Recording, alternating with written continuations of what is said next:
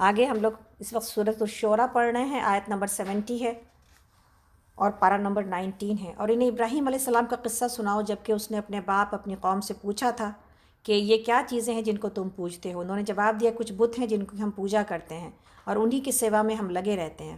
اس نے پوچھا کیا یہ تمہاری سنتے ہیں جب تم انہیں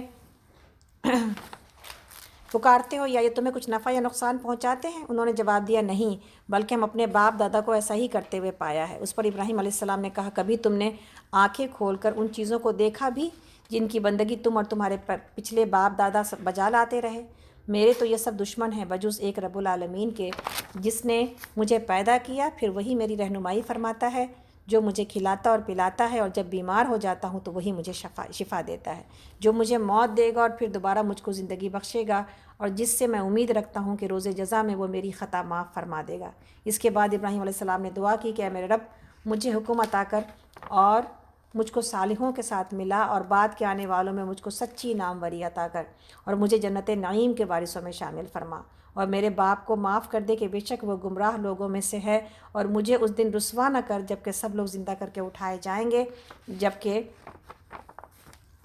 جبکہ نہ مال کوئی فائدہ دے گا اور نہ اولاد، بجز اس کے کہ کوئی شخص قلب سلیم لیے اللہ کے حضور حاضر ہو۔ اس روز جنت پرہیزگاروں کے قریب لے آئی جائے گی، اور اس دن کوئی چیز فائدہ نہیں دے گی سوائے اس کے جو قلب سلیم۔ اور قلب سلیم کا کیا معنی ہے؟ قلب سلیم کا معنی یہ ہے کہ وہ دل ایسا سیدھا اور سچا دل کہ جب صحیح بات اس کے سامنے پیش کی جائے تو پھر وہ اس کو قبول کر لے۔ اس روز جنت پرہیزگاروں کے قریب لے آئی جائے گی، اور وہ دوزخ بہکے ہوئے لوگوں کے سامنے کھول دی جائے گی، اور ان سے پوچھا جائے گا کہ اب کہاں ہیں وہ جن کی تم اللہ کو چھوڑ کر عبادت کرتے تھے؟ کیا وہ تمہاری کچھ مدد کر رہے ہیں یا خود اپنا بچاؤ کر سکتے ہیں؟ پھر وہ معبود اور یہ بہکے ہوئے لوگ اور ابلیس کے لشکر سب کے سب اس میں اوپر تلے دھکیل دیے جائیں گے۔ وہاں یہ سب آپس میں جھگڑیں گے، اور بہکے ہوئے لوگ اپنے معبودوں سے کہیں گے اللہ کی قسم، ہم تو کھلی ہوئی گمراہی میں مبتلا تھے جبکہ تم کو رب العالمین کے برابری کا درجہ دے رہے تھے، اور وہ مجرم لوگ بھی تھے جنہوں نے ہم کو اس گمراہی میں ڈالا۔ اب نہ ہمارا کوئی سفارشی ہے اور نہ کوئی جگری دوست، کاش ہم ایک دفعہ پھر پلٹنے کا موقع مل جائے تو ہم مومن ہوں۔ یقیناً اس میں بڑی نشانی ہے، مگر ان میں سے اکثر لوگ ایمان لانے والے نہیں، اور حقیقت یہ ہے کہ تیرا رب زبردست بھی ہے اور رحیم بھی۔ قوم نوح نے رسولوں کو جھٹلایا۔ یاد کرو جب کہ ان کے بھائی نوح نے ان سے کہا تھا کیا تم ڈرتے نہیں ہو؟ میں تمہارے لیے ایک امانت دار رسول ہوں، لہٰذا تم اللہ سے ڈرو اور میری اطاعت کرو۔ میں اس کام پر تم سے کسی اجر کا طالب نہیں ہوں، میرا اجر تو رب العالمین کے ذمہ ہے، پس تم اللہ سے ڈرو اور بے کھٹکے میری اطاعت کرو۔ انہوں نے جواب دیا کیا ہم تجھے مان لیں، حالانکہ تیری پیروی رذیل یعنی ذلیل ترین لوگوں نے اختیار کی ہے۔ نوح علیہ السلام نے کہا میں کیا جانوں کہ ان کے عمل کیسے ہیں، ان کا حساب تو میرے رب کے ذمہ ہے، کاش تم کچھ شعور سے کام لو۔ میرا یہ کام نہیں ہے کہ جو ایمان لائیں ان کو میں دھتکار دوں، میں تو بس ایک صاف متنبع کر دینے والا آدمی ہوں۔ انہوں نے کہا اے نوح، اگر تو باز نہ آیا تو پھٹکارے ہوئے لوگوں میں شامل ہو رہے گا۔ نوح علیہ السلام نے دعا کی اے میرے رب، میری قوم نے مجھے جھٹلا دیا، اور اب میرے اور ان کے درمیان دو ٹوک فیصلہ کر دے، اور مجھے اور جو مومن میرے ساتھ ہیں ان کو نجات دے۔ آخرکار ہم نے اس کو اور اس کے ساتھیوں کو ایک بھری ہوئی کشتی میں بچا لیا، اور اس کے بعد باقی لوگوں کو غرق کر دیا۔ یقیناً اس میں ایک نشانی ہے، مگر ان میں سے اکثر لوگ ماننے والے نہیں، اور حقیقت یہ ہے کہ تیرا رب زبردست بھی ہے اور رحیم بھی۔ عاد نے رسولوں کو جھٹلایا۔ یاد کرو جب کہ اس کے بھائی ہود نے ان سے کہا تھا کیا تم ڈرتے نہیں، میں تمہارے لیے ایک امانت دار رسول ہوں، لہٰذا تم اللہ سے ڈرو اور میری اطاعت کرو، میں اس کام پر تم سے کسی اجر کا طالب نہیں ہوں، میرا اجر تو رب العالمین کے ذمے ہے۔ یہ تمہارا کیا حال ہے کہ ہر اونچے مقام پر لا حاصل ایک یادگار عمارت بنا ڈالتے ہو اور بڑے بڑے قصر تعمیر کرتے ہو، گویا تمہیں ہمیشہ رہنا ہے، اور جب کسی پر ہاتھ ڈالتے ہو تو جبار بن کر ڈالتے ہو۔ بس تم لوگ اللہ سے ڈرو اور میری اطاعت کرو، ڈرو اس سے جس نے وہ کچھ تمہیں دیا ہے جو تم جانتے ہو، تمہیں جانور دیے، اولادیں دیں، باغ دیے اور چشمے دیے۔ مجھے تمہارے حق میں ایک بڑے دن کے عذاب کا ڈر ہے۔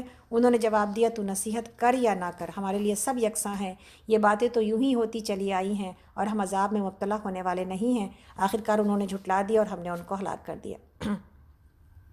یعنی یہ بات بتائی جا رہی ہے کہ کس طرح نعمتوں میں ہو کر انسان اللہ کو بھول جاتا ہے، اور کس طرح جو ہے وہ تمام انبیاء نے یہ بات کہی کہ میں امانت دار رسول ہوں اور میں تم سے کوئی اجر نہیں چاہتا ہوں۔ اسی لیے علماء حق اور علماء سو کو پہچاننے کا اور پیروں کی جو مطلب پرستی ہوتی ہے اس کو بھی سمجھنے کا ایک موقع یہاں پر ہے کہ جو اللہ کے نبی ہوتے ہیں وہ انسان سے کوئی اپنا فائدہ نہیں چاہتے، الا یہ کہ کوئی محبت کی وجہ سے کرتا ہے، لیکن ان کا ڈیمانڈ نہیں ہوتا، اور نہ وہ دوسروں کے جیبوں سے اپنے جیب بھرنا چاہتے ہیں۔ اور بہت ہی مشہور بات ہے کہ پیروں سے انسان جا کے یہ دعا کہنے کو کہتا ہے کہ وہ اس کے لیے گھر اور رزق چلانے کا اور برکت کا سامان کرے، اور پیروں کے گھر جو ہے وہ مریدوں کے پاکٹ سے چل رہے ہوتے ہیں۔ تو اگر ان کے پاس اتنا ہی ان کی دعا میں تاثیر ہوتی اور اتنا ہی وہ کسی کا نفع اور نقصان کر پاتے تو سب سے پہلے اپنے پیٹ بھرتے، لیکن ایسا نہیں ہے۔ تو انسان کو سمجھنے میں دیر نہیں لگتی کہ کون سے لوگ ہیں، کن کی باتیں ہیں جو حق پر ہیں اور کن کی باتیں ہیں جو کہ حق پر نہیں ہیں، کون برائی کی طرف بلانے والے لوگ ہیں اور کون حق کی طرف دعوت دینے والے لوگ ہیں۔ اللہ تعالیٰ کہتے ہیں کہ یقیناً اس میں ایک نشانی ہے، سورہ شعراء آیت نمبر 140 پارہ نمبر 19، یقیناً اس میں ایک نشانی ہے مگر ان میں سے اکثر لوگ ماننے والے نہیں ہیں، اور حقیقت یہ ہے کہ تیرا رب زبردست بھی ہے اور رحیم بھی۔ سمود نے رسولوں کو جھٹلایا، یاد کرو جب کہ ان کے بھائی صالح نے ان سے کہا تھا کیا تم ڈرتے نہیں، میں تمہارے لیے ایک امانت دار رسول ہوں، لہٰذا تم اللہ سے ڈرو اور میری اطاعت کرو، میں اس کام پر تم سے کسی اجر کا طالب نہیں ہوں، میرا اجر تو رب العالمین کے ذمے ہے۔ کیا تم ان سب چیزوں کے درمیان جو یہاں ہیں بس یوں ہی اطمینان سے رہنے دیے جاؤ گے؟ ان باغوں اور چشموں میں، ان کھیتوں اور نخلستانوں میں جن کے خوشے رس بھرے ہیں، تم پہاڑ کھود کھود کر فخریہ ان میں عمارتیں بناتے ہو۔ اللہ سے ڈرو اور میری اطاعت کرو۔ ان بے لگام لوگوں کی اطاعت نہ کرو جو زمین میں فساد برپا کرتے ہیں اور کوئی اصلاح نہیں کرتے۔ انہوں نے جواب دیا تو محض ایک سحر زدہ آدمی ہے، تو ہم جیسے ایک انسان کے سوا اور کیا ہے، لا کوئی نشانی اگر تو سچا ہے۔ صالح علیہ السلام نے کہا یہ اونٹنی ہے، ایک دن اس کے پینے کا اور ایک دن تم سب کے پانی لینے کا، اس کو ہرگز نہ چھیڑنا ورنہ ایک بڑے دن کا عذاب تم کو آ لے گا۔ مگر انہوں نے اس کی کوچیں کاٹ دیں اور آخرکار پچھتاتے رہ گئے، عذاب نے انہیں آ لیا۔ یقیناً ان میں ایک نشانی ہے مگر ان میں سے اکثر ماننے والے نہیں، اور حقیقت یہ ہے کہ تیرا رب زبردست بھی ہے اور رحیم بھی۔ لوط کی قوم نے رسولوں کو جھٹلایا، یاد کرو جب کہ ان کے بھائی لوط نے ان سے کہا تھا کہ کیا تم ڈرتے نہیں، میں تمہارے لیے ایک امانت دار رسول ہوں، لہٰذا تم اللہ سے ڈرو اور میری اطاعت کرو، میں اس کام پر تم سے کسی اجر کا طالب نہیں ہوں، میرا اجر تو رب العالمین کے ذمے ہے۔ کیا تم دنیا کے مخلوق میں سے مردوں کے پاس جاتے ہو اور تمہاری بیویوں میں تمہارے رب نے تمہارے لیے جو کچھ پیدا کیا اسے چھوڑ دیتے ہو؟ بلکہ تم لوگ تو حد سے ہی گزر گئے ہو۔ انہوں نے کہا اے لوط اگر تو ان باتوں سے باز نہ آئے تو جو لوگ ہماری بستیوں سے نکالے گئے ہیں ان میں تو بھی شامل ہو کر رہے گا۔ اس نے کہا تمہارے کرتوتوں پر جو لوگ کڑ رہے ہیں ان میں میں شامل ہوں، اے پروردگار مجھے اور میرے اہل و عیال کو ان کی بدکاریوں سے نجات دے۔ آخرکار ہم نے اسے اور اس کے سب اہل و عیال کو بچا لیا سوائے ایک بڑھیا کے جو پیچھے رہ جانے والوں میں سے تھی۔ پھر باقی ماندہ لوگوں کو ہم نے تباہ کر دیا اور ان پر برسائی ایک برسات بڑی ہی بری بارش تھی جو ان ڈرائے جانے والوں پر نازل ہوئی۔ یقیناً اس میں ایک نشانی ہے مگر ان میں سے اکثر ماننے والے نہیں ہیں، اور حقیقت یہ ہے کہ تیرا رب زبردست بھی ہے اور رحیم بھی۔ اور اصحاب الایکہ نے رسولوں کو جھٹلایا، یاد کرو جب کہ شعیب نے ان سے کہا تھا کہ کیا تم ڈرتے نہیں ہو، میں تمہارے لیے ایک امانت دار رسول ہوں، لہٰذا تم اللہ سے ڈرو اور میری اطاعت کرو، میں اس کام پر تم سے کسی اجر کا طالب نہیں ہوں، میرا اجر تو رب العالمین کے ذمے ہے۔ پیمانے ٹھیک بھرو اور کسی کو گھاٹا نہ دو، صحیح ترازو سے تولو اور لوگوں کو ان کی چیزوں میں کم نہ دو، زمین میں فساد نہ پھیلاتے پھرو، اور اس ذات کا خوف کرو جس نے تمہیں اور گزشتہ یعنی پچھلی نسلوں کو پیدا کیا ہے۔ انہوں نے کہا تو محض ایک سحر زدہ آدمی ہے اور تو کچھ نہیں ہے مگر ایک انسان ہم ہی جیسا، اور ہم تو تجھے بالکل جھوٹا سمجھتے ہیں، اگر تو سچا ہے تو ہم پر آسمان کا کوئی ٹکڑا گرا دے۔ شعیب علیہ السلام نے کہا کہ میرا رب جانتا ہے جو کچھ تم کر رہے ہو۔ انہوں نے اسے جھٹلا دیا، آخرکار چھتری والے دن کا عذاب ان پر آ گیا اور وہ بڑا ہی خوفناک دن کا عذاب تھا۔ یقیناً اس میں نشانی ہے مگر ان میں سے اکثر ماننے والے نہیں ہیں، اور حقیقت یہ ہے کہ تیرا رب زبردست بھی ہے اور رحیم بھی۔ یہ رب العالمین کی نازل کردہ چیز ہے، اسے لے کر تیرے دل پر امانت دار روح اتری ہے تاکہ تو ان لوگوں میں شامل ہو جو اللہ کی طرف سے خلق اللہ کو ڈرانے والے اور متنبع کرنے والے ہیں، صاف صاف عربی زبان میں، اور اگلے لوگوں کی کتابوں میں بھی یہ موجود ہے۔ کیا ان اہل مکہ میں کے لیے یہ کوئی نشانی نہیں کہ اسے علماء بنی اسرائیل جانتے ہیں؟ مگر ان کی ہٹ دھرمی کا حال یہ ہے کہ اگر ہم اسے کسی اجمی پر بھی نازل کر دیتے یعنی غیر عرب کے اوپر اور یہ فصیح عربی کلام وہ ان کو پڑھ کر سناتا تب بھی یہ مان کر نہ دیتے۔ اسی طرح ہم نے اس ذکر کو مجرموں کو دلوں میں گزارا ہے، وہ اس پر ایمان نہیں لاتے جب تک کہ وہ عذاب علیم نہ دیکھ لیں۔ پھر جب وہ بے خبری میں ان پر آ پڑتا ہے اس وقت وہ کہتے ہیں کہ کیا اب ہمیں کچھ مہلت مل سکتی ہے؟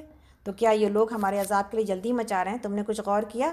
اگر ہم انہیں برسوں تک عیش کرنے کی مہلت بھی دے دیں اور پھر وہی چیز ان پر آ جائے جس سے انہیں ڈرایا جا رہا ہے تو وہ سامان زیست جو ان کو ملا ہوا ہے ان کے کس کام آئے گا؟ دیکھو ہم نے کبھی کسی بستی کو اس کے بغیر ہلاک نہیں کیا کہ اس کے لیے خبردار کرنے والے اور حق نصیحت ادا کرنے کو موجود تھے اور ہم ظالم نہ تھے۔ اس کتاب مبین کو شیاطین لے کر نہیں اترے ہیں، نہ یہ کام ان کو سچتا ہے اور نہ وہ ایسا کر ہی سکتے ہیں، وہ تو اس کی سماعت تک سے دور رکھے گئے ہیں۔ بس اے محمد صلی اللہ علیہ وسلم اللہ کے ساتھ کسی دوسرے معبود کو نہ پکاریے ورنہ آپ بھی سزا پانے والوں میں شامل ہو جائیے گا۔ اپنے قریب ترین رشتہ داروں کو ڈرائیے اور ایمان لانے والوں میں سے جو لوگ آپ کی پیروی اختیار کریں ان کے ساتھ تواضع سے پیش آئیے، لیکن اگر وہ آپ کی نافرمانی کریں تو ان سے کہہ دیجئے کہ جو کچھ تم کرتے ہو اس سے میں بری الذمہ ہوں، اور اس زبردست اور رحیم پر توکل کیجئے جو آپ کو اس وقت بھی دیکھ رہا ہوتا ہے جب آپ اٹھتے ہیں اور سجدہ گزار لوگوں میں آپ کی نقل و حرکت پر نگاہ رکھتا ہے، وہ سب کچھ سننے اور جاننے والا ہے۔ لوگوں کیا میں تمہیں بتاؤں کہ شیاطین کس پر اترا کرتے ہیں؟ ہر جال ساز بدکار پر اترا کرتے ہیں، سنی سنائی باتیں کانوں میں پھونکتے ہیں اور ان میں سے اکثر جھوٹے ہوتے ہیں۔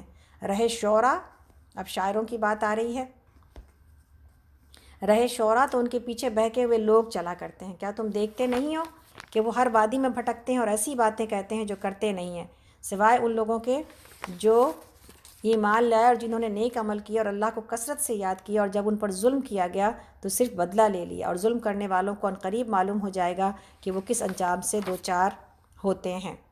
تو یہاں پر شاعری کے اعتبار سے یہ بات بتائی جا رہی ہے کہ اللہ تعالیٰ نے اس کتاب کو، اس کلام کو شاعری نہیں بنایا، اور نہ اللہ تعالیٰ نے نبی صلی اللہ علیہ وسلم سے کہا ہے کہ نہ ہی آپ کو اللہ نے وما علمناہ الشعر وما ینبغی لہ، کہ نہ ہی جو ہے ہم نے آپ کو شعر نہیں سکھایا اور نہ وہ ان کے کرنے کے کام ہیں۔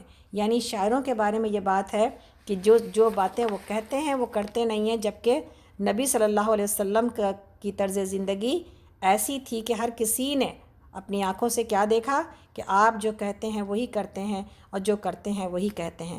آپ کے قول اور فعل کی مطابقت ایسی سچائی تھی کہ جس سے کوئی آپ کو جاننے والا انکار نہیں کر سکتا تھا۔ تو آپ نے کبھی بھی محض اس طرح دعوت نہیں دی اور تبلیغ نہیں کی کہ آپ کا اپنا عمل نہ ہو، جبکہ شعراء کا جو حال ہے اس میں وہ اپنے ہی خیالوں میں بھٹکتے رہتے ہیں اور پھر ایسی باتیں کہتے ہیں جو کہ کرتے نہیں ہیں۔ اور اس سلسلے میں شاعری کو جہاں اللہ رب العالمین نے اسی لیے ناپسند کیا ہے کہ وہ حد سے گزر جانے والے لوگ ہوتے ہیں، اور ورنہ تو ایسی شاعری کہ جس میں کہ جو ہے وہ اللہ کے کلام کو پیش کیا جائے، یا ایسی شاعری جس میں کہ منکرین کو جواب دیا جائے، ایسی شاعری پسندیدہ ہے۔ نبی صلی اللہ علیہ وسلم نے خود جو ہے اپنے شعراء کی، جو اس وقت کے شعراء اسلام تھے، کعب بن مالک اور حسان بن ثابت، آپ نے ان کی حوصلہ افزائی کی ہے، اور آپ نے ایک دفعہ کعب بن مالک رضی اللہ عنہ سے کہا تھا کہ ان کی ہجو کرو، یعنی ان کی برائی بیان کرو، کیونکہ اس اللہ کی قسم جس کے قبضے میں میری جان ہے، تمہارا شعر ان کے حق میں تیر سے زیادہ تیز ہے۔ اور حضرت حسان بن ثابت رضی اللہ عنہ سے فرمایا تھا کہ حسان ان کے سامنے شعر پڑھو اور ان کی خبر لو، اور جبرائیل تمہارے ساتھ ہیں، اور کہو کہ روح القدس تمہارے ساتھ ہیں۔ تو یہ اللہ کے نبی صلی اللہ علیہ وسلم کی ہدایت بھی ہے کہ مومن تلوار سے بھی لڑتا ہے اور زبان سے بھی، لیکن ایسی شاعری کی گنجائش نہیں ہے اسلام میں کہ جو کہ محض فحش باتوں کو اور فحاشی کو ہوا دے اور ایسی باتیں کرے جس کا دور دور تک حقیقت سے کوئی واسطہ ہی نہ ہو۔ اس سلسلے میں جو شاعری پسندیدہ ہے ہمارے لیے اور آپ کے لیے، ایک مثال موجود ہے اقبال رحیم اللہ کی، کہ آپ نے پورے قرآن کی تعلیمات کو اپنے شاعری کے اندر پیش کیا ہے۔ تو ایسی شاعری پسندیدہ ہے، لیکن بیجا ایسی فکروں میں لگے رہنا، محض داد حاصل کرنے کے لیے کچھ بھی ہانکتے رہنا، یہ سب کچھ بہت ناپسندیدہ ہے۔ اور ایک جگہ پر نبی صلی اللہ علیہ وسلم نے یہ حد تک فرمایا کہ تم میں سے کسی شخص کا پیٹ پیپ سے بھر جائے، یہ بہتر ہے اس سے کہ وہ شیر سے اپنے پیٹ کو بھرے۔ تو یہ اس طرح سے ناپسندیدہ ہے کہ حدیث میں ہے کہ پیٹ کو لہو اور پیپ سے بھر لینا اشعار سے بھر لینے سے بدتر ہے۔ تو گویا کہ یہ بات شاعری کو جن لوگوں کو پسند ہے، ہم ان کا دل نہیں دکھانا چاہتے، لیکن شاعری کتنا وقت کا ضیاع ہے، اور شعراء کتنا اپنا وقت ضائع کرتے ہیں، کوئی کام کا کام اور کوئی کریٹیو کام کرنے کے بجائے وہ اس دھن میں لگے ہوتے ہیں۔ اور یہ ہم سب کچھ جانتے ہیں، اور بہت سارے شاعروں نے جن لوگوں کو آج کی دنیا میں ہم بہت سارے شاعروں کو جانتے ہیں جنہوں نے اپنا دین بھی چھوڑ دیا، بہت سارے ایسے شاعر جنہوں نے شراب پی کر اسی کی مستی میں رہنا پسند کیا۔ تو ایسی ایک دنیا میں لے جاتی ہے شاعری کہ جس کی وجہ سے انسان اللہ سے بہت دور ہو جاتا ہے۔ حضرت عمر بن خطاب رضی اللہ عنہ کے زمانے میں حضرت نعمان بن عدی بن فضلک بصرے کے شہر یسان کا گورنر مقرر کیا تھا۔ تو وہ شاعر تھے۔ عربوں میں تو شاعری اب ایسی ہی تھی کہ وہ بات بات کے اوپر اشعار کہتے تھے، اور حضرت عائشہ رضی اللہ عنہ خود بہت زیادہ اشعار جانتی تھیں اور بہت زیادہ اشعار پڑھتی تھیں، لیکن ظاہر آپ ان کی زندگی کو اٹھا کے دیکھیں کہ آپ نے اس کے باوجود کتنا جو ہے اس امت کو حدیث پہنچانے اور علم پہنچانے کا کتنا بڑا کام کیا، یعنی اپنی زندگی کو شاعری کے گرد برباد نہیں کی، بلکہ اپنی زندگی کو اپنے اشعار کو بات سمجھانے کے لیے استعمال کیا، اور حق بات اور نبی صلی اللہ علیہ وسلم کی بات اور دین کو امت تک پہنچانے میں اپنا رول پلے کیا ہے، الحمدللہ۔ تو بات آگے ہو رہی تھی کہ وہ جو شاعر تھے نعمان بن عدی، وہ ایک جگہ کے یسان کے گورنر بنا کے بھیجے گئے، حضرت عمر بن خطاب نے ان کو بھیجا۔ ایک مرتبہ اپنے شعروں میں انہوں نے کہا، اب شعر کیا ہے وہ سنیے آپ، کیوں شاعری منع ہے۔ اپنے شعروں میں کہا کہ کیا حسینوں کو اطلاع نہیں ہوئی کہ ان کا محبوب یسان میں ہے، جہاں ہر وقت شیشے کے گلاسوں میں دور شراب چل رہا ہے، اور گاؤں کی بھولی لڑکیوں کے گانے اور ان کے رقص اور سرود مہیا ہیں۔ ہاں، اگر میرے کسی دوست سے ہو سکے تو اس سے بڑے اور بھرے ہوئے جام مجھے پلائے، لیکن ان سے چھوٹے جام مجھے سخت ناپسند ہے۔ اور شاعری میں یہ بھی کہا کہ اللہ کرے امیر المومنین کو یہ خبر نہ پہنچے، ورنہ وہ برا مانیں گے اور سزا دیں گے۔ یہ اشعار سچ مچ حضرت امیر المومنین تک پہنچ گئے۔ آپ سخت ناراض ہوئے اور اسی وقت آدمی بھیجا کہ میں نے تجھے تیرے عہدے سے معزول کیا۔ آپ نے ایک خط بھیجا جس میں بسم اللہ کے بعد حام میم کی 3 آیتیں لکھی اور تحریر فرمایا کہ تیرے اشعار میں نے سنے، مجھے سخت رنج ہوا، میں تجھے تیرے عہدے سے معزول کرتا ہوں۔ چنانچہ اس خط کو پڑھتے ہی حضرت نعمان دربار خلافت میں حاضر ہوئے اور بادب عرض کی کہ یا امیر المومنین، نہ میں نے کبھی شراب پی، نہ ناچ رنگ اور گانا بجانا دیکھا نہ سنا، یہ تو صرف شاعرانہ ترنگ تھی۔ آپ نے فرمایا یہی میرا خیال ہے، لیکن میری تو ہمت نہیں پڑتی کہ ایک ایسے فحش گو شاعر کو کوئی عہدہ دوں۔ بس معلوم یہ ہوا کہ حضرت عمر رضی اللہ عنہ کے نزدیک بھی شاعر اپنے شعروں میں کسی جرم کے اعلان پر اگرچہ وہ قابل حد ہو تو حد نہیں لگائی جائے گی، اس لیے کہ وہ کہتے ہیں وہ کرتے نہیں ہیں، ہاں مگر وہ قابل ملامت اور لائق سزا ضرور ہیں۔ اس لیے حدیث میں یہ بات کہی گئی ہے، لیکن اللہ رب العالمین نے آگے سے اشعار کے اعتبار سے یہ بات کہہ دی اور استثناء بتا دیا کہ وہی لوگ استثناء ہیں اس میں اور ایکسیپشنل کیسز میں کہ جو کہ اگر ایمان والے ہوں، اللہ اور اس کے رسول اور اس کتابوں کو سچے دل سے مانتے ہوں، آخرت پر یقین رکھتے ہوں۔ دوسرا یہ کہ اپنی عملی زندگی میں صالح ہوں، بدکار اور فاسق اور فاجر نہ ہوں، اور اخلاق کی بندشوں سے آزاد ہو کر جو ہے نہ پھرتے ہوں۔ اور تیسرے یہ کہ اللہ کو کثرت سے یاد کرنے والے ہوں، اپنے عام حالات اور اوقات میں بھی اور اپنے کلام میں بھی۔ یہ نہ ہو کہ زندگی تو زہد اور تقوی سے آراستہ مگر کلام جو ہے نا وہ سراسر جو ہے وہ شراب کے پینے کی اور فحش گوئی سے لبریز ہو۔ اور یہ بھی نہ ہو کہ شعر میں تو ہو بڑی حکمت اور معرفت کی باتیں بگاڑی جا رہی ہوں، مگر ذاتی زندگی کو دیکھیں تو یاد خدا سے بالکل خالی ہو۔ تو یہ چونکہ شعراء اس طرح متضاد پرسنالٹی کے اپنی کئی بھی باتوں سے بالکل مختلف دکھائی دیتے ہیں، اس لیے اور یہ شاعری اسی طرح لے جاتی ہے لوگوں کو کہ لمبی لمبی باتیں کرنا لیکن باتوں کے اندر سچائی کچھ نہ ہونا۔ لیکن اشعار اتنا یعنی زبان کا وزن اور باتوں کو بڑے بڑے معنوں کو چھوٹے چھوٹے پیرائے میں بند کر دینا، جیسے سمندر کو کوزے میں بند کر دینا، شاعری اسی کا نام ہے۔ اور اقبال رحمۃ اللہ علیہ کی شاعری میں ابھی جب ہم لوگ سورہ توبہ پورا پڑھ کے آئے، پورے سورہ توبہ کی تشریح اگر ایک شعر میں اگر آپ اور ہم سمجھنا چاہیں تو یہ شعر پورے سورہ توبہ کی تشریح کرتا ہے کہ یہ نغمہ فصل گل و لالہ کا نہیں پابند، یہ نغمہ فصل گل و لالہ کا نہیں پابند، بہار ہو کہ خزاں لا الہ الا اللہ، ایسا ہی ہے نا۔ تو سورہ توبہ میں جو تکلیف اور جو گرمی اور جو سفر کی شدت اور اس کی تکلیفیں بیان کی گئیں، اللہ رب العالمین نے کہا کہ تم ہلکے ہو یا بوجھل، نکلو اللہ کے راستے میں، اور یہی اللہ کا مطالبہ ہے۔ ہم سورہ نمل شروع کر رہے ہیں اور آپ کا تھوڑا سا ٹائم لیں گے تاکہ ہم اس کو تھوڑا سا پڑھ جائیں، تاکہ ہم لوگ تھوڑا سا اس کو مکمل کرنے کی طرف بھی چلیں۔ بسم اللہ الرحمن الرحیم۔ سورہ نمل ہے، مکی سورہ ہے، رکوع اس میں 7 ہیں، آیات اس میں 93 ہیں۔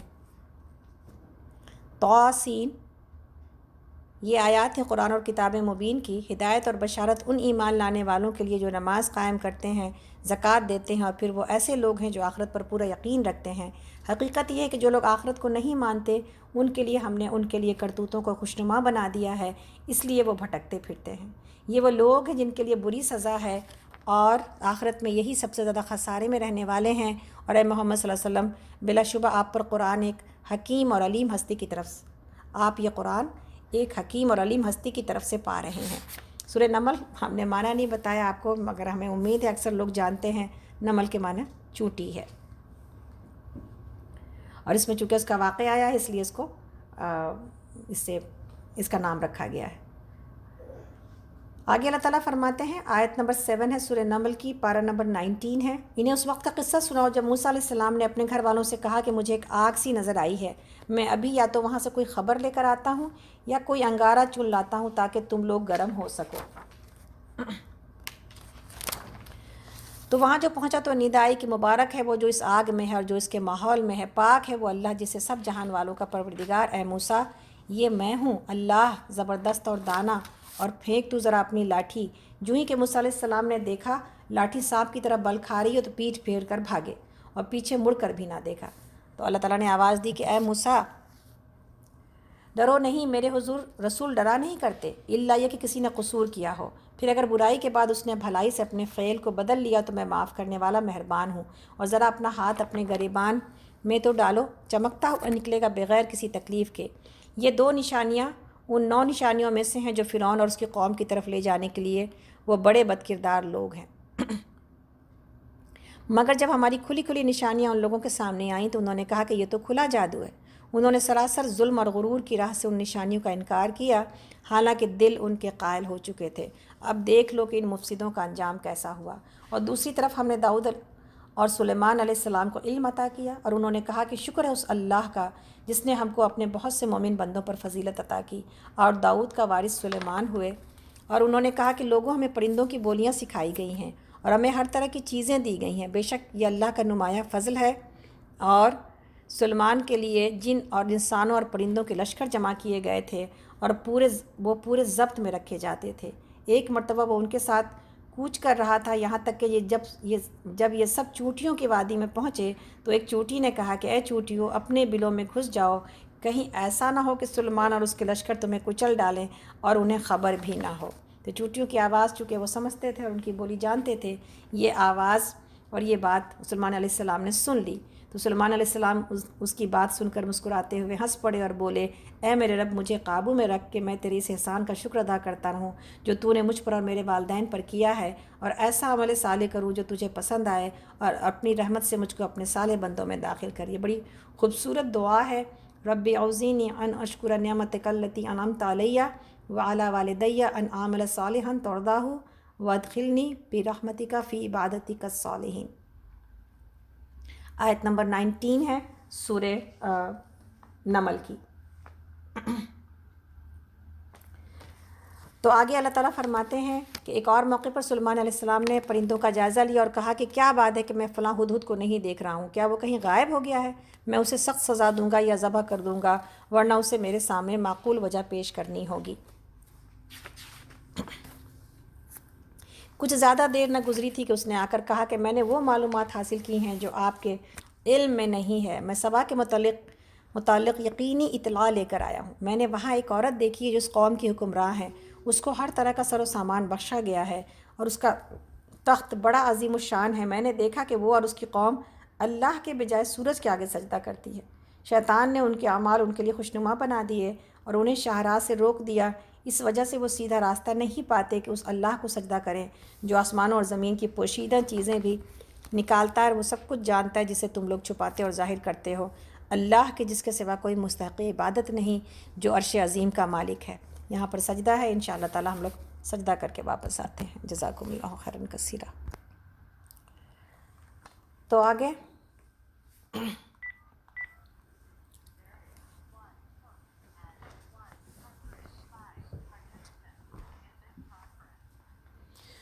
اللہ تعالیٰ فرماتے ہیں کہ سلیمان علیہ السلام نے کہا، آیت نمبر 27 ہے سورۃ النمل اور پارہ نمبر 19 ہے، ابھی ہم دیکھ لیتے ہیں تو نے سچ کہا یا تو جھوٹ بولنے والوں میں سے ہے، یہ میرا یہ خط لے جا اور اسے ان لوگوں کی طرف ڈال دے، پھر الگ ہٹ کر دیکھ کہ وہ کیا رد عمل ظاہر کرتے ہیں۔ ملکہ بولی، اے اہل دربار، میری طرف ایک بڑا اہم خط پھینکا گیا ہے، وہ سلیمان کی جانب سے ہے اور اللہ رحمان الرحیم کے نام سے شروع کیا گیا ہے۔ مضمون یہ ہے کہ میرے مقابلے میں سرکشی نہ کرو اور مسلم ہو کر میرے پاس حاضر ہو جاؤ۔ تو بسم اللہ الرحمن الرحیم، یہ آیت نمبر 30 بھی ہے سورۃ النمل کی، یعنی قرآن کی ایک آیت بھی ہے، اور یہ ہر سورہ کے شروع میں لکھی بھی جاتی ہے سوائے سورہ توبہ کے۔ خط سنا کر ملکہ نے کہا کہ اے سرداران قوم، میرے اس معاملے میں مجھے مشورہ دو، میں کسی معاملے کا فیصلہ تمہارے بغیر نہیں کرتی ہوں۔ انہوں نے جواب دیا، ہم طاقتور اور لڑنے والے لوگ ہیں، آگے فیصلہ آپ کے ہاتھ میں ہے، آپ خود دیکھ لیں کہ آپ کو کیا حکم دینا ہے۔ ملکہ نے کہا کہ بادشاہ جب کسی ملک میں گھس آتے ہیں، کتنی انٹیلیجنٹ ملکہ تھی، کہ بادشاہ جب کسی ملک میں گھس آتے ہیں تو اسے خراب اور اس کے عزت والوں کو ذلیل کر دیتے ہیں، یہی کچھ وہ کیا کرتے ہیں۔ میں ان لوگوں کی طرف ایک ہدیہ بھیجتی ہوں، پھر دیکھتی ہوں کہ میرے ایلچی کیا جواب لے کر پلٹتے ہیں۔ جیسا کہ آپ سب کو پتہ ہے ملکہ کا نام بلقیس تھا، اس لیے جو لوگ بلقیس ماشاءاللہ نام والے لوگ ہیں خوش ہو جائیں کہ ماشاءاللہ یہاں پر اتنی ذہانت اس ملکہ سے کی باتوں سے پتہ چلتی ہے، اور ہمیں امید ہے کہ جن کے نام بلقیس ہیں وہ اتنی ہی ذہین ہوتے ہوں گے اور ہوتے ہیں، ہم بہت سارے لوگوں کو ہم بھی جانتے ہیں الحمدللہ۔ جب وہ یعنی ملکہ کا سفیر سلیمان علیہ السلام کے پاس پہنچا تو اس نے کہا، کیا تم لوگ مال سے میری مدد کرنا چاہتے ہو؟ جو کچھ اللہ نے مجھے دے رکھا ہے وہ تو اس سے بہت زیادہ ہے جو تمہیں دیا ہے، تمہارا ہدیہ تمہیں کو مبارک رہے۔ اے سفیر، واپس جا اور اپنے بھیجنے والوں کی طرف، ہم ان پر ایسے لشکر لے کر آئیں گے جن کا وہ مقابلہ وہ نہ کر سکیں گے، اور ہم انہیں ایسی ذلت کے ساتھ وہاں سے نکالیں گے کہ وہ خوار ہو کر رہ جائیں گے۔ سلیمان علیہ السلام نے کہا، اے اہل دربار، تم میں سے کون اس کا تخت میرے پاس لاتا ہے قبل اس کے کہ وہ لوگ مطیع ہو کر میرے پاس حاضر ہوں؟ جنہوں میں سے قوی ہیکل نے عرض کیا، میں اسے حاضر کر دوں گا قبل اس کے کہ آپ اپنی جگہ سے اٹھیں، میں اس کی طاقت رکھتا ہوں اور امانت دار ہوں۔ جس شخص کے پاس کتاب کا ایک علم تھا وہ بولا، میں آپ کے پلک جھپکنے سے پہلے اسے لائے دیتا ہوں۔ جو ہی کہ سلیمان علیہ السلام نے وہ تخت اپنے پاس رکھا ہوا دیکھا، وہ پکار اٹھا کہ یہ میرے رب کا فضل ہے تاکہ مجھے آزمائے کہ میں شکر کرتا ہوں یا کافر نعمت بن جاتا ہوں، اور جو کوئی شکر کرتا ہے اس کا شکر اس کے اپنے ہی لیے مفید ہے، ورنہ کوئی ناشکری کرے تو میرا رب بے نیاز اور اپنی ذات میں آپ بزرگ ہیں۔ کبھی آپ کو اور ہم کو کھانا حاضر ہو جاتا ہے، افطار حاضر ہو جاتا ہے ہمارے سامنے، آف کورس ہم ہی پکاتے ہیں یا ہم رکھتے ہیں، یا کوئی چیز جو آپ کے سامنے سواری ہے جو کہ حاضر ہے، تو اللہ رب العالمین کے ان نعمتوں کو دیکھ کے ہمارا دل شکر سے بھرا ہے کہ نہیں بھرتا؟ ہم جنوں کی بات نہ کریں کہ جن ہمارے قابو میں آئے تو ہی ہم شکریہ ادا کریں گے، ایسا نہیں ہے نا۔ ہر وہ چیز، ہر وہ آسانی جو ہم کو اور آپ کو ملی ہوئی ہے، ہر وہ چیز جو میرے لیے حاضر کر کے لا کے رکھ دی گئی ہے، ایک سواری جو کھڑی ہے بیچاری، اور گھر کے اندر جو پانی، جو کھانے، جو چیزیں آج اس لاک ڈاؤن میں بھی اور اس مشکل وقت میں بھی الحمدللہ ہمیں کھانے پینے کی کوئی تکلیف حاضر نہیں ہے۔ یہ سب کچھ کیا ہے؟ یہ سب کچھ یہی ہے کہ انسان ہر دن اللہ رب العالمین کا، بجائے اس کے کہ ہم شکایتیں کرتے پھریں کہ جی ایسا وقت کیوں آیا ہے اور یہ مصیبت کیوں آئی ہے اور ہم ڈپریشن کا شکار ہو جائیں، ہم اللہ کا شکر ادا کریں کہ اللہ نے ہمیں کتنوں سے بہتر رکھا ہے الحمدللہ۔ اور دنیا کے حالات میرے ہی اوپر ایسے نہیں آئے ہیں، یہ تو ساری دنیا کے اوپر، اس وقت تو ساری دنیا اس تکلیف میں شامل ہے، تو کوئی اپنا رونا کیسے رو سکتا ہے بجائے اس کے کہ وہ شکر ادا کرے کہ اللہ رب العالمین نے انہیں ان لوگوں کے درمیان نہیں رکھا جو کہ بھوکے ہیں۔ تو جہاں پر سلیمان علیہ السلام کی بادشاہت ہے شکر ادا کرنے کے لیے، وہیں پر ہمارے لیے ہماری بادشاہت ہے شکر ادا کرنے کے لیے۔ سلیمان علیہ السلام نے کہا کہ انجان طریقے سے اس کا تخت اس کے سامنے رکھ دو، دیکھیں کہ وہ صحیح بات تک پہنچتی ہے یا ان لوگوں میں سے ہے جو براہ راست نہیں پاتے۔ ملکہ جب حاضر ہوئی تو اس سے کہا گیا کہ تیرا تخت ایسا ہی ہے؟ وہ کہنے لگی یہ تو گویا وہی ہے، ہم تو پہلے ہی جان گئے تھے اور ہم نے سر اطاعت جھکا دیا تھا اور یا ہم مسلم ہو چکے تھے۔ اس کو ایمان لانے سے جس چیز نے روک رکھا تھا وہ ان معبودوں کی عبادت تھی جنہیں وہ اللہ کے سوا پوجتی تھی، کیونکہ وہ ایک کافر قوم سے تھی۔ اس سے کہا گیا کہ محل میں داخل ہو، تو اس نے جو دیکھا تو سمجھی کہ پانی کا حوض ہے، اور اترنے کے لیے اس نے اپنے پائچے اٹھا لیے۔ سلیمان علیہ السلام نے کہا یہ شیشے کا چکنا فرش ہے، اس پر وہ پکار اٹھی ہے میرے رب، آج تک میں اپنے نفس پر بڑا ظلم کرتی رہی اور اب میں نے سلیمان کے ساتھ اللہ رب العالمین کی اطاعت قبول کر لی۔ یعنی کتنی آسانی سے اور کتنی جلدی وہ اس بات کی تہہ تک پہنچ گئی کہ سلیمان علیہ السلام کو یہ ساری جو چیزیں اور جو نعمتیں ملی ہوئی ہیں وہ ایک ایسی ہستی کی طرف سے ہیں جو کہ رب العالمین ہے۔ اور سمود کی طرف ہم نے ان کے بھائی صالح کو یہ پیغام دے کر بھیجا کہ اللہ کی بندگی کرو، تو یکایک وہ دو جھگڑنے والے فریق بن گئے۔ صالح نے کہا میری قوم کے لوگوں، بھلائی سے پہلے برائی کے لیے کیوں جلدی مچاتے ہو؟ کیوں نہیں اللہ سے مغفرت طلب کرتے، شاید کہ تم پر رحم فرمایا جائے؟ انہوں نے کہا میں نے تو تم کو اور تمہارے ساتھیوں کو بدشگونی کا نشان پایا ہے۔ صالح علیہ السلام نے جواب دیا تمہارے نیک اور بد شگون کا رشتہ تو اللہ کے پاس ہے، اصل بات تو یہ کہ تم لوگوں کی آزمائش ہو رہی ہے۔ اس شہر میں 9 جتھے دار تھے جو ملک میں فساد پھیلاتے اور کوئی اصلاح کا کام نہ کرتے تھے۔ انہوں نے آپس میں کہا اللہ کی قسم کھا کر عہد کر لو کہ ہم صالح اور اس کے گھر والوں پر شبخون ماریں گے اور پھر اس کے ولی سے کہہ دیں گے کہ ہم اس کے خاندان کی ہلاکت کے موقع پر موجود نہ تھے، ہم بالکل سچ کہتے ہیں۔ یہ چال تو وہ چلے اور پھر ایک چال ہم نے چلی جس کی انہیں خبر نہ تھی، اب دیکھ لو کہ ان کی چال کا انجام کیا ہوا۔ ہم نے تباہ کر کے رکھ دیا ان کو اور ان کی پوری قوم کو، اور وہ ان کے گھر خالی پڑے ہیں اس ظلم کی پاداش میں جو وہ کرتے تھے۔ اس میں ایک نشان عبرت ہے اور ان لوگوں کے لیے جو علم رکھتے ہیں، اور بچا لیا ہم نے ان لوگوں کو جو ایمان لائے تھے اور نافرمانی سے پرہیز کرتے تھے۔ اور لوط کو ہم نے بھیجا، یاد کرو وہ وقت جب اس نے اپنی قوم سے کہا کیا تم آنکھوں دیکھے بدکاری کرتے ہو؟ کیا تمہارا یہی چلن ہے کہ عورتوں کو چھوڑ کر مردوں کے پاس شہوت رانی کے لیے جاتے ہو؟ اصل بات یہ کہ تم لوگ سخت جہالت کا کام کرتے ہو۔ مگر اس کی قوم کا جواب اس کے سوا کچھ نہ تھا کہ انہوں نے کہا نکال دو لوط کے گھر والوں کو اپنی بستی سے، یہ بڑے پاک باز بنتے ہیں۔ آخرکار ہم نے بچا لیا اس کو اور اس کے گھر والوں کو، سوائے اس کی بیوی کے جس کا پیچھے رہ جانا ہم نے طے کر دیا تھا، اور برسائی ان لوگوں پر ایک برسات، بہت ہی بری برسات تھی وہ ان لوگوں کے حق میں جو خبردار کیے جا چکے تھے۔ اے نبی صلی اللہ علیہ وسلم کہہ دیجئے کہ حمد ہے اللہ کے لیے اور سلام ان کے ان بندوں پر جنہیں اس نے برگزیدہ کیا۔ ان سے پوچھو اللہ بہتر ہے یا وہ معبود جنہیں یہ لوگ اس کا شریک بنا رہے ہیں؟ بھلا وہ کون ہے جس نے آسمانوں اور زمین کو پیدا کیا اور تمہارے لیے آسمان سے پانی برسایا، پھر اس کے ذریعے سے وہ خوشنما باغ اگائے جن کے درختوں کا اگانا تمہارے بس میں نہ تھا؟ کیا اللہ کے سوا کوئی دوسرا الہ بھی ہے ان کاموں میں شریک؟ نہیں، بلکہ یہی لوگ راہ راست سے ہٹ کر چلے گئے ہیں۔ اور وہ کون ہے جس نے زمین کو جائے قرار بنایا اور اس کے اندر دریا رواں کیے اور اس میں پہاڑوں کی میخیں گاڑ دیں اور پانی کے 2 ذخیروں کے درمیان پردے حائل کر دیے؟ کیا اللہ کے ساتھ کوئی اور الہ بھی ہے ان کاموں میں شریک؟ نہیں، بلکہ ان میں سے اکثر لوگ نادان ہیں۔ اور کون ہے جو بے قرار کی دعا سنتا ہے جبکہ وہ اسے پکارے، اور کون اس کی تکلیف رفع کرتا ہے، اور کون ہے جو تمہیں زمین کا خلیفہ بناتا ہے؟ کیا اللہ کے ساتھ کوئی اور خدا بھی ہے اس کام کے لیے کرنے والا؟ تم لوگ کم ہی سوچتے ہو۔ مضطر کی دعا اور بے قرار کی دعا سننا یہ سوائے اللہ کے اور کسی کے پاس نہیں ہے۔ اس کے بارے میں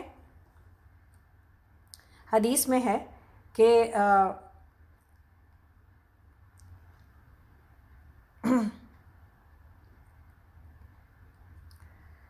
اللہ اکبر، نبی صلی اللہ علیہ وسلم فرماتے ہیں ایک صاحب کا واقعہ ہے کہ میں ایک خچر پر لوگوں کو دمشق سے زیدانی لے جایا کرتا تھا اور اسی کرائے پر میری گزر بسر تھی۔ ایک مرتبہ ایک شخص نے خچر مجھ سے کرائے پر لیا، میں نے اسے سوار کیا اور چلا، اور ایک جگہ جہاں 2 راستے تھے وہاں پہنچے تو اس نے کہا اس راہ پر چلو۔ میں نے کہا میں اس سے واقف نہیں ہوں، سیدھی راہ یہی ہے۔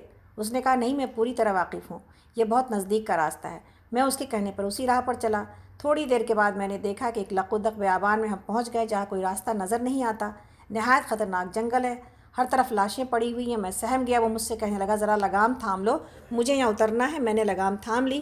وہ اترا اور اپنا تہمد اونچا کر کے کپڑے ٹھیک کر کے چھری نکال کر مجھ پر حملہ کر دیا۔ میں وہاں سے سرپٹ بھاگا، لیکن اس نے میرا تعاقب کیا اور مجھے پکڑ لیا۔ میں اسے قسمیں دینے لگا لیکن اس نے خیال بھی نہ کیا۔ میں نے کہا اچھا یہ خچر اور یہ کل سامان جو میرے پاس ہے تو لے لے اور مجھے چھوڑ دے۔ اس نے کہا یہ تو میرا ہو ہی چکا، لیکن میں تجھے زندہ نہیں چھوڑنا چاہتا۔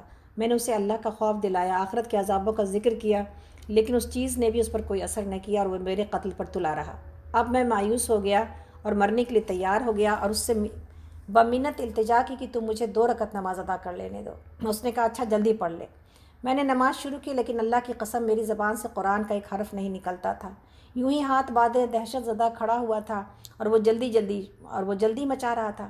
اسی وقت اتفاق سے آیت میری زبان پر آ گئی کہ وَمَن يُجِيبُ الْمُضْطَرَّ إِذَا دَعَاهُ وَيَكْشِفُ السُّوءَ، یعنی اللہ ہی ہے جو بے قراری کے وقت کی دعا کو سنتا اور قبول فرماتا ہے، اور بے بسی اور بے کسی کو اور سختی اور مصیبت کو دور کر دیتا ہے۔ بس اس آیت کا زبان سے جاری ہونا تھا جو میں نے دیکھا کہ بیچوں بیچ جنگل میں سے ایک گھڑ سوار تیزی سے اپنا گھوڑا بھگائے نیزہ تانے ہماری طرف چلا آ رہا ہے، اور بغیر کچھ کہے اس ڈاکو کے پیٹ میں اس نے اپنا نیزہ گھونپ دیا جو اس کے جگر کے آر پار ہو گیا، اور وہ اس وقت بے جان ہو کر گر پڑا۔ سوار نے باگ موڑی اور جانا چاہا، لیکن میں اس کے قدموں سے لپٹ گیا اور کہنے لگا اللہ کے لیے یہ تو بتاؤ کہ تم کون ہو؟ اس نے کہا میں اس کا بھیجا ہوا ہوں جو مجبوروں، بے کسوں اور بے بسوں کی دعا قبول فرماتا ہے اور مصیبت اور آفت کو ٹال دیتا ہے۔ میں نے اللہ کا شکر ادا کیا اور وہاں سے اپنا خچر اور مال لے کر صحیح سالم واپس لوٹا۔ تو گویا کہ آپ یہ دیکھیں کہ یہ آیت یاد کرنے والی ہے کہ جب انسان کسی تکلیف میں مبتلا ہو تو یہ آیت اس کو کتنا بڑا سہارا اور اللہ کی مدد کو لے کے آتی ہے۔ آیت نمبر 62 اور سورہ نمل کی۔ تو انشاءاللہ تعالی ہمیں امید ہے کہ آپ سب لوگ اس کو یاد بھی کریں گے۔ جہاں پر ابھی آیت نمبر سورہ نمل کی 19 ہم لوگوں نے دعا کے طور پر دیکھا ہے، انشاءاللہ تعالی یہ اللہ کی مدد کے طور پر بھی۔ تو قرآن میں خزانہ دفن ہے، جو چاہے اور جتنی محنت کرے وہ اس سے اتنی موتی لے کے آئے انشاءاللہ تعالی۔ اللہ تعالیٰ آگے کرتے ہیں وہ کون ہے جو خشکی اور سمندر کی تاریکیوں میں تم کو راستہ دکھاتا ہے، اور کون اپنی رحمت کے آگے ہواؤں کو خوشخبری لے کر بھیجتا ہے؟ کیا اللہ کے ساتھ کوئی دوسرے الہ بھی یہ کام کرتے ہیں؟ بہت بڑا و برتر ہے اللہ اس شرک سے جو یہ لوگ کرتے ہیں۔ آیت نمبر ہم لوگ 64 پر ہیں، سورۃ النمل اور پارہ نمبر 20۔ اور وہ کون ہے جو خلق کی ابتدا کرتا ہے پھر اس کا اعادہ کرتا ہے، اور کون تم کو آسمان اور زمین سے رزق دیتا ہے؟ کیا اللہ کے ساتھ کوئی اور الہ بھی ان کاموں میں حصے دار ہے؟ کہو کہ لاؤ اپنی دلیل اگر تم سچے ہو۔ ان سے کہو اللہ کے سوا آسمانوں اور زمین میں کوئی غیب کا علم نہیں رکھتا، اور وہ نہیں جانتے کہ وہ کب اٹھائے جائیں گے، بلکہ آخرت کا تو علم ان لوگوں سے گم ہو گیا ہے، بلکہ یہ اس کی طرف شک میں ہیں، بلکہ یہ ان سے اندھے ہیں۔ یہ منکرین کہتے ہیں کیا جب ہم اور ہمارے باپ دادا مٹی ہو چکے ہوں گے تو ہمیں واقعی قبروں سے نکالا جائے گا؟ یہ خبریں ہم کو بھی بہت دی گئی ہیں اور پہلے ہمارے آباء و اجداد کو بھی دی جاتی رہی ہیں، مگر یہ بس افسانے ہی افسانے ہیں جو اگلے وقتوں سے سنتے چلے آ رہے ہیں۔ کہو ذرا زمین میں چل پھر کر دیکھو کہ مجرموں کا کیا انجام ہو چکا ہے۔ اے نبی صلی اللہ علیہ وسلم ان کے حال پر رنج نہ کیجیے اور نہ ان کی چالوں پر دل تنگ ہو۔ وہ کہتے ہیں کہ یہ دھمکی کب پوری ہوگی اگر تم سچے ہو؟ کہو کیا عجب کہ جس عذاب کے لیے تم جلدی مچا رہے ہو اس کا ایک حصہ تمہارے قریب ہی آ لگا ہو۔ حقیقت یہ ہے کہ تیرا رب تو لوگوں پر بڑا فضل فرمانے والا ہے، مگر اکثر لوگ شکر نہیں کرتے۔ بلا شبہ تیرا رب خوب جانتا ہے جو کچھ ان کے سینوں میں اپنے اندر چھپائے ہوئے ہیں اور جو کچھ وہ ظاہر کرتے ہیں۔ آسمان اور زمین کی کوئی پوشیدہ چیز ایسی نہیں ہے جو کہ واضح کتاب میں لکھی ہوئی موجود نہ ہو۔ یہ واقعہ ہے کہ قرآن بنی اسرائیل کو اکثر ان باتوں کی حقیقت بتاتا ہے جن میں وہ اختلاف رکھتے ہیں، اور یہ ہدایت اور رحمت ہے ایمان لانے والوں کے لیے۔ یقیناً اسی طرح تیرا رب ان لوگوں کے درمیان بھی اپنے حکم سے فیصلے کر دے گا، اور وہ زبردست اور سب کچھ جاننے والا ہے۔ بس اے نبی صلی اللہ علیہ وسلم اللہ پر بھروسہ رکھیے، یقیناً آپ صریح حق پر ہیں۔ آپ مردوں کو نہیں سنا سکتے، نہ ان بہروں تک اپنی پکار پہنچا سکتے ہیں جو پیٹھ پھیر کر بھاگے جا رہے ہوں، اور نہ اندھوں کو راستہ بتا کر بھٹکنے سے بچا سکتے ہیں۔ آپ تو اپنی بات انہی لوگوں کو سنا سکتے ہیں جو ہماری آیات پر ایمان لاتے ہیں اور پھر فرما بردار بن جاتے ہیں، اور جب ہماری بات پوری ہونے کا وقت آن پہنچے گا تو ہم ان کے لیے ایک جانور زمین سے نکالیں گے جو ان سے کلام کرے گا۔ یہ لوگ ہماری آیات پر یقین نہیں کرتے تھے۔ ذرا تصور کرو اس دن کا جب ہم ہر امت میں سے ایک فوج کی فوج ان لوگوں کو گھیر لائیں گے جو ہماری آیات کو جھٹلایا کرتے تھے، پھر ان کو اور ان کے اقسام کے لحاظ سے درجہ بدرجہ مرتب کیا جائے گا، یہاں تک کہ جب سب آ جائیں گے تو ان کا رب ان سے پوچھے گا کہ تم نے میری آیات کو جھٹلا دیا، حالانکہ تم نے ان کا علمی احاطہ نہ کیا تھا، یعنی تمہارے پاس تو زیادہ علم نہ تھا، پھر کیسے جھوٹا بولا تم نے؟ اگر یہ نہیں تو اور تم کیا کر رہے تھے؟ اور ان کے ظلم کی وجہ سے عذاب کا وعدہ ان پر پورا ہو جائے گا تو وہ کچھ بھی نہ بول سکیں گے کہ کیا ان کو سجھائی نہ دیتا تھا کہ ہم نے رات ان کے لیے سکون حاصل کرنے کو بنائی تھی اور دن کو روشن کیا تھا، اسی میں بہت سی نشانیاں تھیں ان لوگوں کے لیے جو ایمان لاتے تھے۔ اور کیا گزرے گی اس روز جب کہ سور پھونکا جائے گا اور ہول کھا جائیں گے وہ سب جو آسمانوں اور زمین میں ہیں، سوائے ان لوگوں کے جنہیں اللہ اس ہول سے بچانا چاہے گا، اور سب کان دبائے اس کے حضور حاضر ہو جائیں گے۔ آج تو پہاڑوں کو دیکھتا ہے اور سمجھتا ہے کہ خوب جمے ہوئے ہیں، مگر اس وقت یہ بادلوں کی طرح اڑ رہے ہوں گے۔ یہ اللہ کی قدرت کا کرشمہ ہوگا جس نے ہر چیز کو حکمت کے ساتھ استوار کیا ہے۔ وہ خوب جانتا ہے کہ تم لوگ کیا کرتے ہو۔ جو شخص بھلائی لے کر آئے گا اسے اس سے زیادہ بہتر صلہ ملے گا، اور ایسے لوگ اس دن کے ہول سے محفوظ ہوں گے، اور جو برائی لیے ہوئے آئے گا ایسے سب لوگ اوندھے منہ آگ میں پھینکے جائیں گے۔ کیا تم لوگ اس کے سوا کوئی اور جزا پا سکتے ہو کہ جیسا کرو ویسا بھرو؟ اے محمد صلی اللہ علیہ وسلم ان سے کہیے، مجھے تو یہی حکم دیا گیا ہے کہ اس شہر کے رب کی بندگی کروں جس نے اسے حرم بنایا ہے اور جو ہر چیز کا مالک ہے۔ مجھے حکم دیا گیا ہے کہ میں مسلم بن کر رہوں اور یہ قرآن پڑھ کر سناؤں۔ اب جو ہدایت اختیار کرے گا وہ اپنے ہی بھلے کے لیے ہدایت اختیار کرے گا، اور جو گمراہ ہو اس سے کہہ دو کہ میں تو بس خبردار کر دینے والا ہوں۔ ان سے کہو تعریف اللہ ہی کے لیے ہے، ان قریب وہ تمہیں اپنی نشانیاں دکھا دے گا اور تم انہیں پہچان لوگے، اور تیرا رب بے خبر نہیں ہے ان اعمال سے جو تم لوگ کرتے ہو۔ تو یہاں پر ایک بات جو کہ آپ کے علم میں ہونی چاہیے کہ قیامت کی نشانیوں میں سے ایک نشانی یہ ہے کہ اللہ رب العالمین، نبی صلی اللہ علیہ وسلم نے عرفات سے جب آئے تھے تو آپ نے قیامت کے نشانیاں بتائی تھیں لوگوں کو کہ قیامت قائم نہ ہوگی تم 10 نشانیاں جب تک نہ دیکھ لو۔ اور 10 نشانیاں کیا ہیں؟ سورج کا مغرب سے نکلنا، دھواں، دابۃ الارض جو کہ ابھی ہم پڑھا، جس چیز کو ہم نے پڑھا، یاجوج ماجوج کا نکلنا، عیسیٰ ابن مریم کا ظہور اور دجال کا نکلنا، اور مغرب، مشرق اور جزیرہ عرب میں 3 خسف یعنی 3 جگہ زمین کا دھس جانا، اور ایک آگ کا جو عدن سے نکلنا جو لوگوں کا حشر کرے گی، یعنی جو لوگوں کو جمع کرے گی اور انہی کے ساتھ رات گزارے گی اور انہی کے ساتھ دوپہر کا سونا سوئے گی۔ مسلم کی حدیث ہے، صحیح مسلم میں، کہ سب سے پہلے جو نشانی ظاہر ہوگی وہ سورج کا مغرب سے نکلنا ہوگا، اور دابۃ الارض کا ضحیٰ کے وقت آ جانا ہے۔ ان دونوں میں سے جو پہلے ہوگا اس کے بعد ہی دوسرا ہوگا۔ اور آپ مسلم صحیح شریف میں ہے کہ آپ نے فرمایا 6 چیزوں کی آمد سے پہلے ہی نیک اعمال کر لو: سورج کا مغرب سے نکلنا، دھوئیں کا آنا، دجال کا آنا، دابۃ الارض کا آنا، تم میں سے ہر ایک کا خاص اور امر اور عام امر۔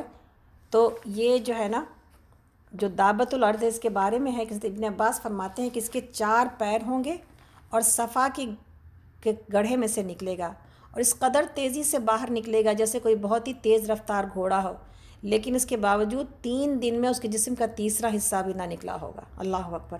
اتنا بڑا ہوگا کہ تیز رفتار گھوڑے جیسی رفتار سے باہر نکل رہا ہوگا، لیکن اس کے باوجود 3 دنوں میں ایک حصہ بھی جو ہے وہ تیسرا حصہ بھی نہ نکلا ہوگا۔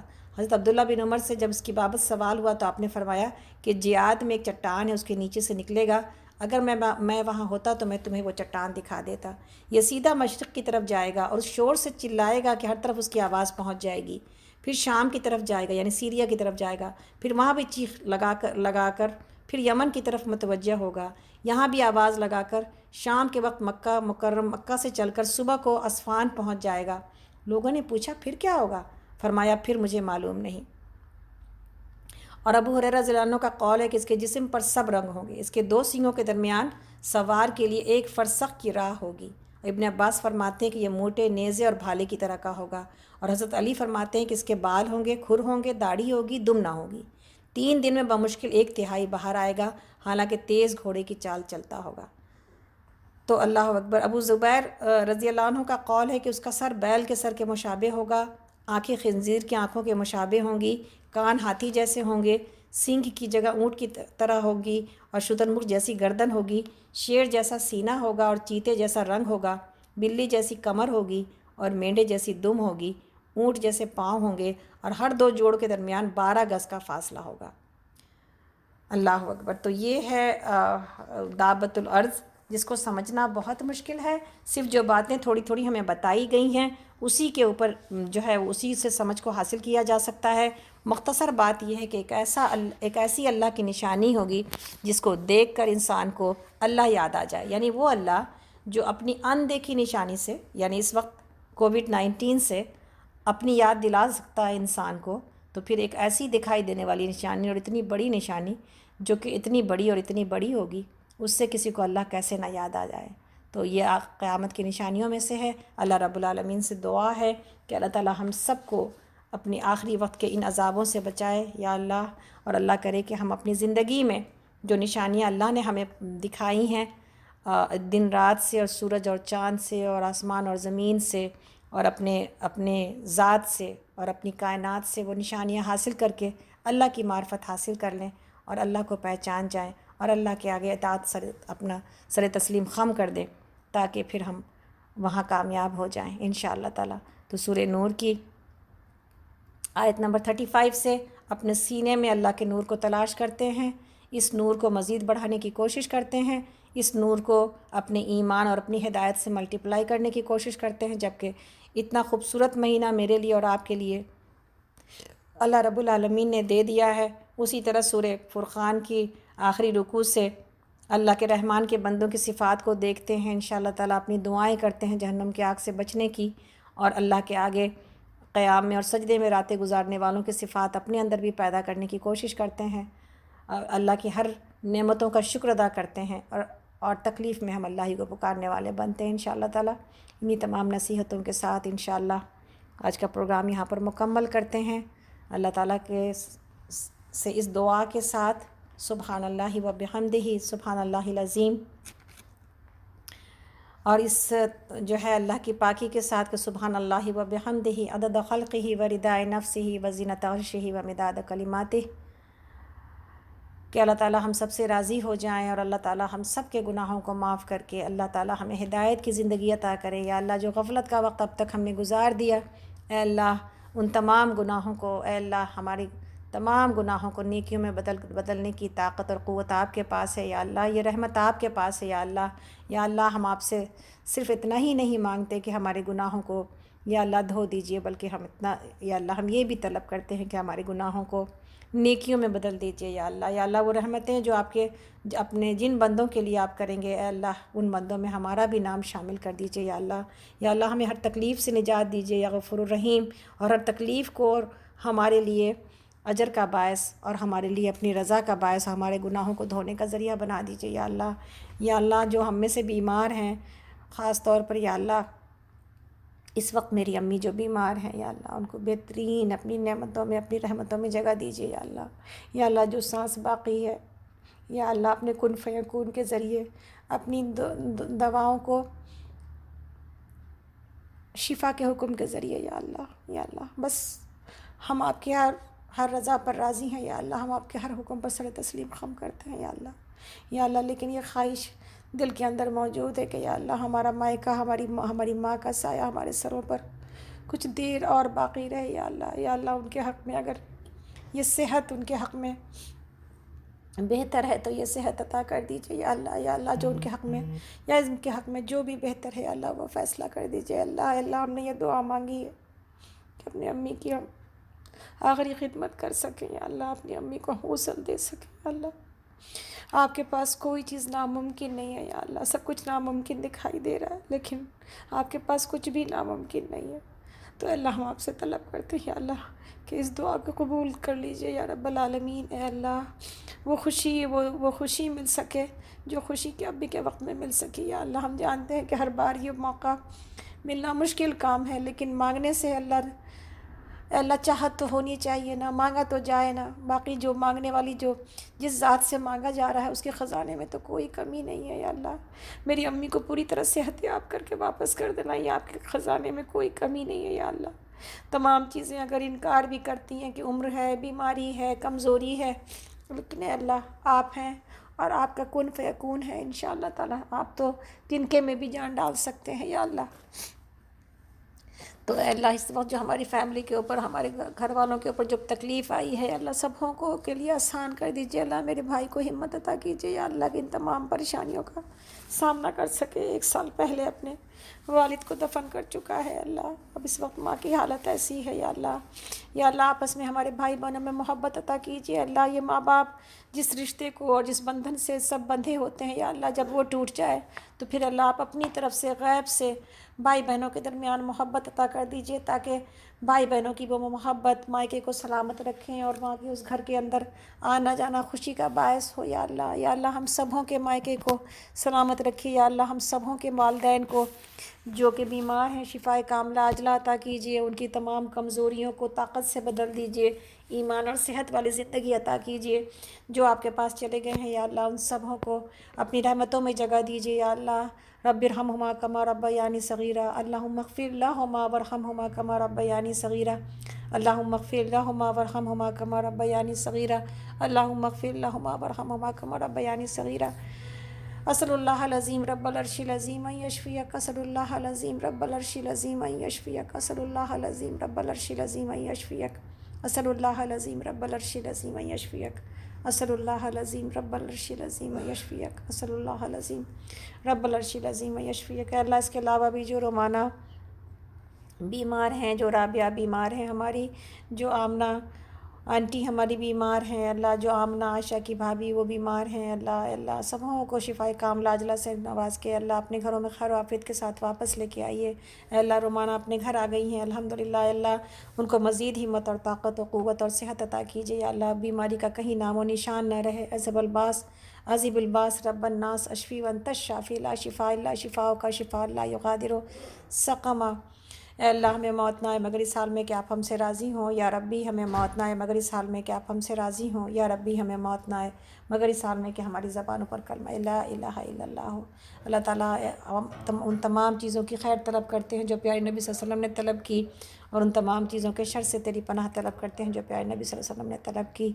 अल्लाहुम्मा अंत रब्बी ला इलाहा इल्ला अंत खलक़तनी व अना अब्दुका व अना अला अहदिका व वादिका मस्तताअतु व अऊज़ु बिका मिन शर्रि मा सनअतु अबू लका बिनिअमतिका अलैया अबू बिज़ंबी फ़ग़फ़िरली फ़इन्नहु ला यग़फ़िरुज़्ज़ुनूबा इल्ला अंत फ़ग़फ़िरली फ़इन्नहु ला यग़फ़िरुज़्ज़ुनूबा इल्ला अंत फ़ग़फ़िरली फ़इन्नहु ला यग़फ़िरुज़्ज़ुनूबा इल्ला अंत। रब्बना तक़ब्बल मिन्ना इन्नका अंतस समीउल अलीम व तुब अलैना इन्नका अंतत तव्वाबुर रहीम। सुब्हानकल्लाहुम्मा व बिहम्दिका अशहदु अन ला इलाहा इल्ला अंत अस्तग़फ़िरुका व अतूबु इलैक। सुब्हान रब्बिका रब्बिल इज़्ज़ति अम्मा यसिफ़ून व सलामुन अलल मुरसलीन वल्हम्दुलिल्लाहि रब्बिल आलमीन। अस्सलामु अलैकुम व रहमतुल्लाहि व बरकातुहू। अपनी दुआओं में याद रखिएगा। इंशाअल्लाह ताला आप लोगों से संडे को मुलाकात होती है। पता नहीं आप में से बहुत सारे लोगों को शायद ये अंदाज़ा नहीं है कि हम लोग संडे भी अपना प्रोग्राम ओपन करते हैं, तो हमें उम्मीद है कि ये बात आप लोगों तक पहुंच गई है और इंशाअल्लाह ताला संडे आप सबसे मुलाकात होगी। लेकिन अभी 3:30 बजे शिकागो टाइम के हिसाब से इंशाअल्लाह इसी रूम में वसीयत के एतबार से प्रोग्राम को सुनने के लिए आप सबसे मुलाकात होती है। अपनी ख़ास दुआ में हम सबको याद रखिए। अल्लाह ताला आप सबका हामी और नासिर हो। इंशाअल्लाह मुलाकात करते हैं। अस्सलामु अलैकुम व रहमतुल्लाहि व बरकातुहू।